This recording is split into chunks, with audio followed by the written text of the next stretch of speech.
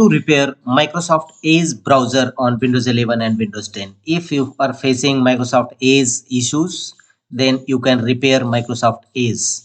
Here are the process. Right click on start button, choose settings and scroll down, click on apps from the left pane. Thereafter go to right side and choose installed apps, and here look for Microsoft Edge browser.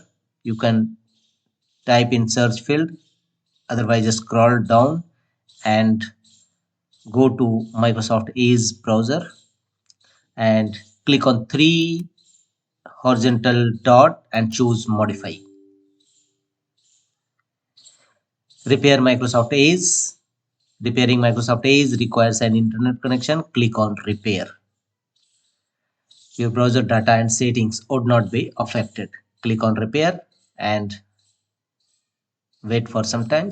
Downloading Microsoft Edge